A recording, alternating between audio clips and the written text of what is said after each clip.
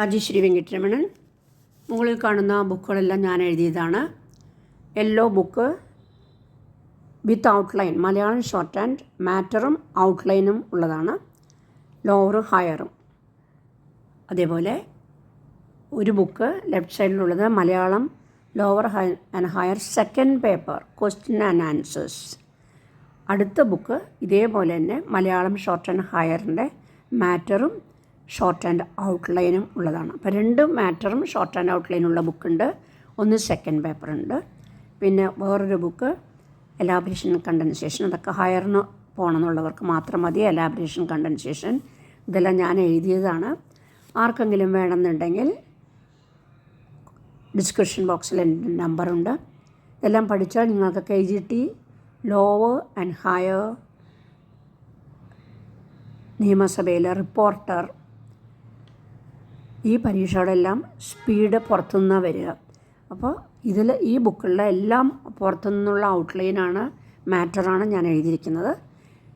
ഇത് മേടിച്ച് പഠിച്ചാൽ നിങ്ങൾക്ക് ഗുണം കിട്ടുമായിരിക്കും. ആവശ്യമുള്ളവർ കോൺടാക്റ്റ് ചെയ്യുക. മലയാളം ഷോർട്ട് ആൻഡ് ലോവർ 50 വാക്ക് സ്പീഡാണ് ഞാനിപ്പോൾ വായിക്കുവാൻ പോകുന്നത്.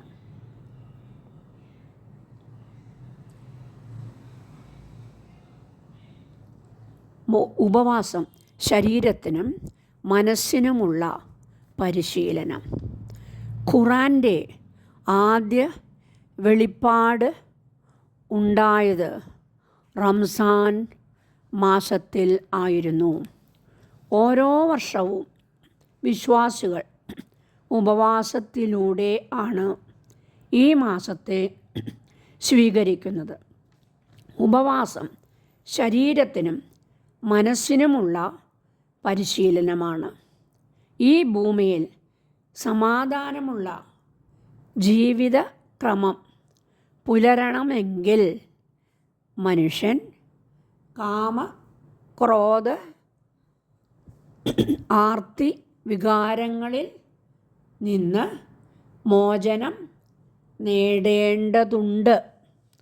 ത്യാഗമാണ് മനുഷ്യ ജീവിതത്തിൻ്റെ ഏറ്റവും വലിയ നിർവൃതി എന്നും സഹനവും സേവനവും ജീവിതത്തിന് നൽകുന്ന സുഖം മറ്റൊന്നിനും നൽകാൻ ആവില്ലെന്നും വിശ്വാസികൾ ഉപവാസത്തിലൂടെ അനുഭവിച്ച് അറിയുന്നു.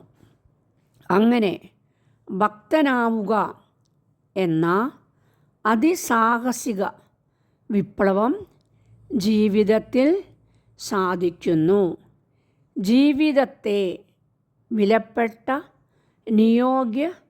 നിയോഗ സാക്ഷ്യമായാണ് ഇസ്ലാം ദർശിക്കുന്നത്. മനുഷ്യൻ്റെ സൃഷ്ടിക്ക് ഒരു ഉദ്ദേശം ഉണ്ട്.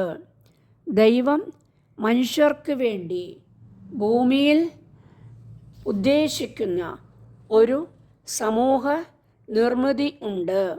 ഉണ്ണാത്തവനും ഉടുക്കാത്തവനും ഇല്ലാത്ത എല്ലാ മനുഷ്യരും സുരക്ഷിതത്വവും സുഭിക്ഷതയും അനുഭവിക്കുന്ന സാമൂഹിക ക്രമം. സാമൂഹിക ജീവിതത്തിൽ സത്യസന്ധമായി ഈ ലക്ഷ്യവും ബാധ്യതയും മനുഷ്യൻ പൂർത്തീകരിക്കണം എങ്കിൽ അടങ്ങാത്ത ആർത്തിയുമായി ഓടാൻ പാടില്ല. പദാർത്ഥ ലോകത്തോടും അതിലെ വിഭവങ്ങളോടും അമിതവും അനർഹവും ആയ ആരാധനയും അടിമത്വവും ജീവിതത്തെ നിയന്ത്രിക്കരുത്. ഈ ബാധ്യതകൾ നിർവഹിക്കാൻ വ്രതം പോലെ ഉള്ള കടുത്ത ആരാധനകൾ മനുഷ്യനെ പരിശീലിപ്പിക്കുന്നു.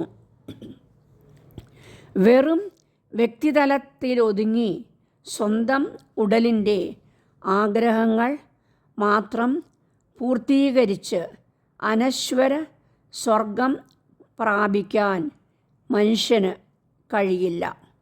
ഒപ്പം ചില സാമൂഹിക ബാധ്യതകൾ കൂടി നിറവേറ്റണം. ജീവിത മോക്ഷത്തിന് പറയുന്നത് കേവല അനുഷ്ഠാനങ്ങളെ ഉന്മാദം പോലെ ആഘോഷിക്കൽ അല്ല. അതിന് പൂർണ്ണത സംഭവിക്കുന്നത് സാമൂഹിക ബാധ്യതകളുടെ ലൗകിക നിർവഹണം നടക്കുമ്പോഴാണ്.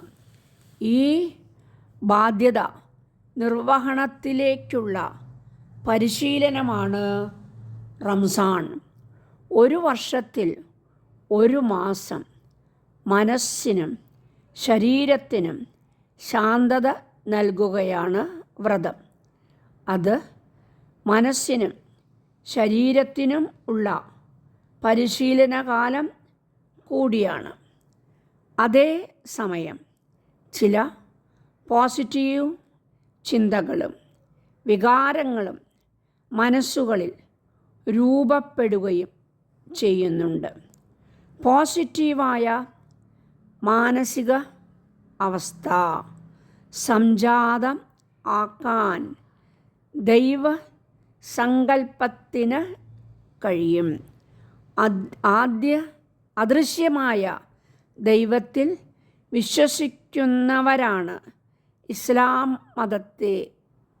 ഇസ്ലാം മത വിശ്വാസികൾ. അദൃശ്യമായ ദൈവത്തിൽ വിശ്വസിക്കാൻ അദൃശ്യമായ ഒരു ശക്തി മനുഷ്യനും നൽകിയിട്ടുണ്ട്. അതാണ് നമ്മുടെ മനസ്സ്.